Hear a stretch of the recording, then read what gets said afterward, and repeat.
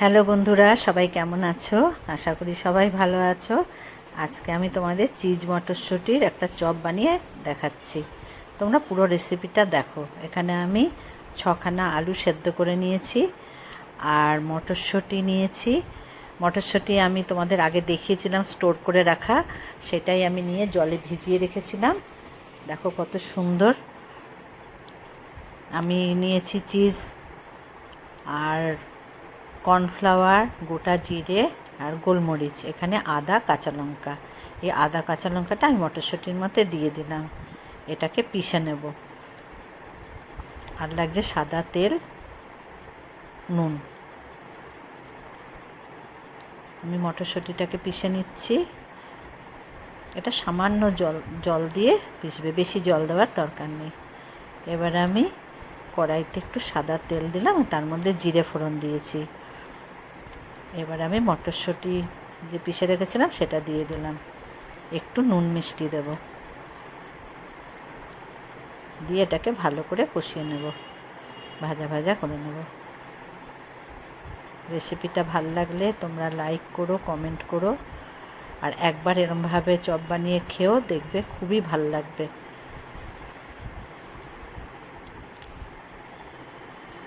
আমার হয়ে গেছে এটা কষানো। এবারে এর মধ্যে একটু চাট মশলা দিচ্ছি। গ্যাসটা অফ করে চাট মশলাটা দিলাম, দিয়ে এটাকে মিলিয়ে নেব।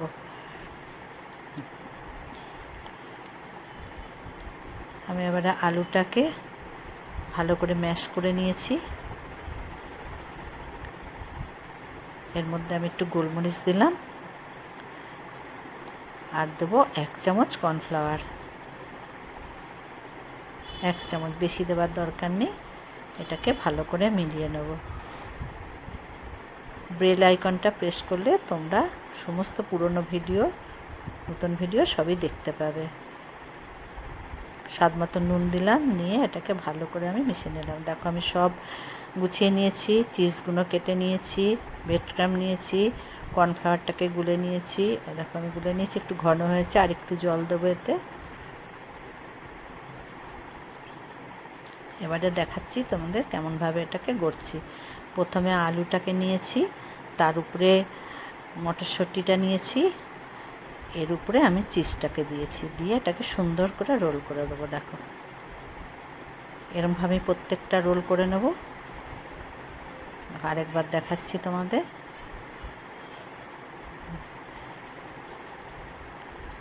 এটাকে খুব সাবধানে রোল করতে হবে।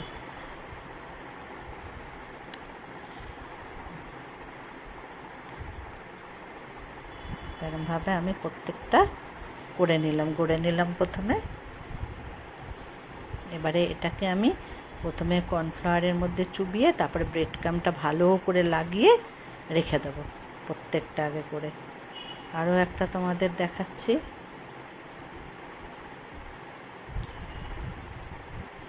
একবার কিন্তু অবশ্যই তোমরা বানিও, খুবই টেস্টি হয় এটা খেতে। এর মধ্যে তোমরা চিজের জায়গায় পনির দিতে পারো বা ডিম সেদ্ধ করে দিতে পারো, সেটাও ভালো লাগবে।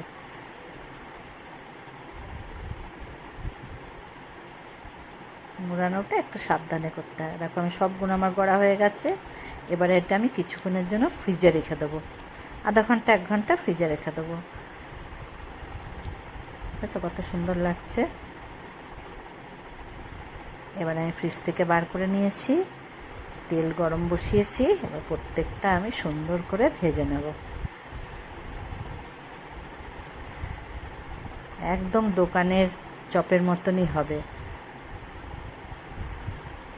খেতেও খুবই সুন্দর।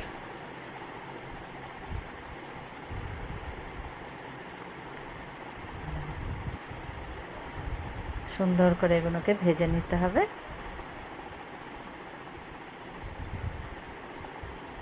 নতুন যারা আমার এখনও চ্যানেলটাকে সাবস্ক্রাইব করোনি, তারা অবশ্যই সাবস্ক্রাইব করে নিও। আমি প্রত্যেকটা এরম করে সুন্দর করে ভেজে নেব।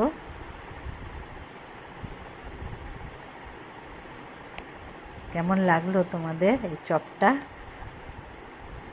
আমাকে কিন্তু জানিও। দেখো কত সুন্দর লাগছে না? সবাই ভালো থেকো।